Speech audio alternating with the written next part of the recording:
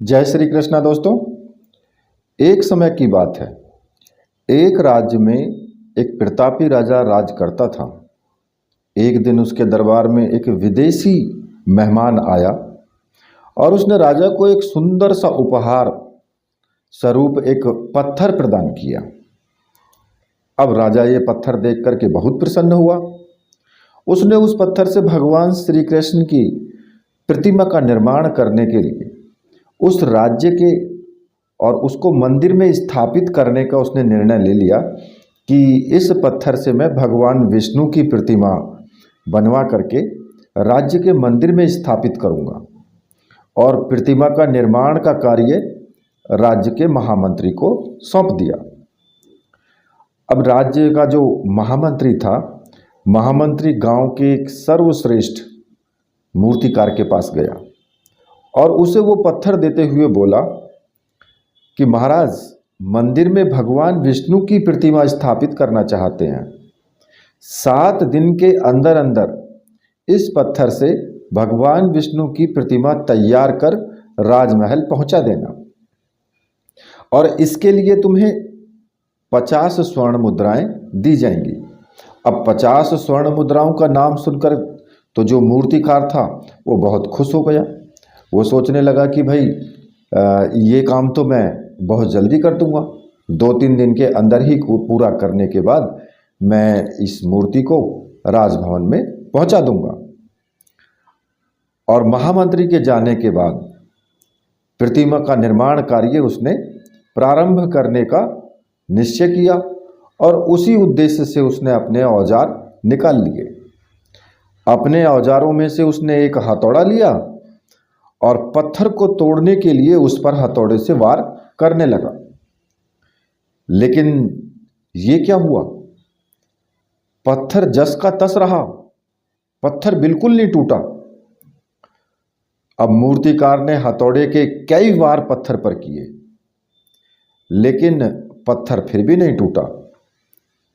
लगभग उसने 50 बार प्रयास करने के बाद जब वो पत्थर नहीं टूटा तो मूर्तिकार जो था वो बहुत हताश हो गया और उसने सोचा कि भाई अंतिम बार प्रयास करने के उद्देश्य से जो उसने हथौड़ा ऊपर उठा लिया फिर दोबारा से, लेकिन हथौड़े का प्रहार करने से पहले ही उसने यह सोच करके हाथ पीछे खींच लिए कि जब ये 50 बार वार करने से पत्थर नहीं टूटा तो अब क्या टूटेगा ये। और वो उस पत्थर को लेकर के वापस महामंत्री के पास चला गया। वहाँ जाकर के वो कहने लगा कि भाई इस पत्थर को तोड़ना नामुमकिन है, इसलिए इससे भगवान विष्णु की प्रतिमा नहीं बनाई जा सकती है। जो महामंत्री था, महामंत्री को राजा के आदेश का जो है पालन हर स्थिति में करना था, इसलिए उसने भगवान विष्णु की प्रतिमा निर्माण करने का कार्य गांव के एक साधारण से मूर्तिकार को सौंप दिया और उससे कहा कि अब आपको भगवान विष्णु की प्रतिमा बना करके इस पत्थर से और 7 दिन के अंदर अंदर राजमहल में पहुंचा देनी है। अब पत्थर लेकर के मूर्तिकार ने महामंत्री के सामने ही उस पर हथौड़े से प्रहार किया और वो पत्थर एक बार में ही टूट गया। पत्थर टूटने के बाद मूर्तिकार जो है प्रतिमा बनाने में जुट गया। इधर महामंत्री सोचने लगा कि काश पहले वाले मूर्तिकार ने एक अंतिम प्रयास और किया होता तो वो सफल हो गया होता और 50 स्वर्ण मुद्राओं का हकदार बनता वो। तो देखिए, हम भी अपने जीवन में ऐसी ही परिस्थितियों से दो चार होते रहते हैं। कई बार किसी समस्या के सामने आने पर उसके निराकरण का प्रयास करने से पहले ही हमारा आत्मविश्वास डगमगा जाता है और हम प्रयास किए बिना ही हार मान लेते हैं और कई बार तो हम 1-2 प्रयास में असफलता मिलने पर आगे प्रयास करना ही छोड़ देते हैं, जबकि हो सकता है कि कुछ प्रयास और करने पर हमें सफलता मिल जाती। तो देखिए, इसी संदर्भ में एक प्रवचन में गुरुदेव ने बताया कि साधक का अनुभव बताते हुए उन्होंने कहा कि साधक ने एक विशेष साधना को कई बार किया और सफलता न मिलने पर सदगुरुदेव से मिल करके उसने कहा कि गुरुदेव, अब मैं इस साधना को आगे नहीं कर पाऊंगा, मैं करूंगा ही नहीं इसको।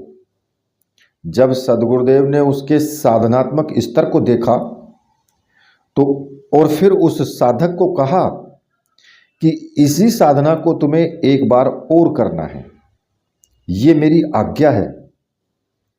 साधक तो निराश हो चुका था, परंतु गुरु आज्ञा को आशीर्वाद मान करके उसी साधना को एक बार और किया और उसे सफलता मिल गई, क्योंकि वो सफलता के अंतिम चरण में खड़ा था। इसलिए यदि जीवन में सफलता प्राप्त करनी है तो बार बार असफल होने पर भी तब तक प्रयास करना नहीं छोड़ना चाहिए जब तक सफलता नहीं मिल जाती। क्या पता जिस प्रयास को करने से पूर्व हम अपने हाथ खींच लेते हैं वही हमारा अंतिम प्रयास हो और उसमें हमें कामयाबी प्राप्त हो जाए।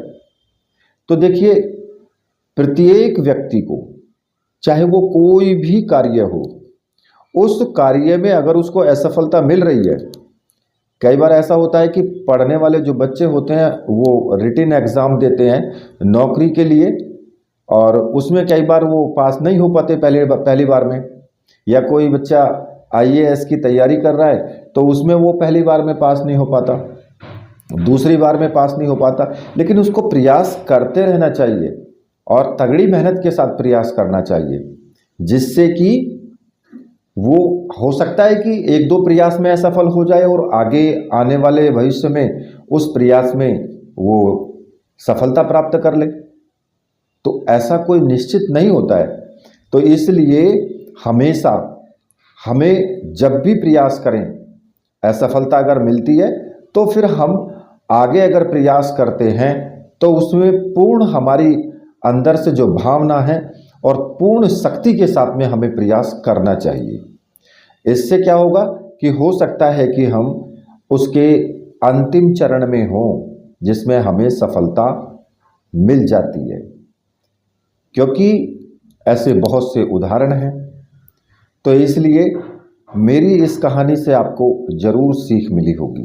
अगर आपको ये कहानी अच्छी लगी है तो फिर आप कहानी को लाइक कीजिए, चैनल को सब्सक्राइब कीजिए और अपने दोस्तों को कहानी को शेयर कीजिए। और हमारा जो कहानी है, कहानी का चैनल बेस्ट हिंदी कहानियाँ, इसको आप सब्सक्राइब जरूर करना। इसी के साथ जय श्री कृष्णा।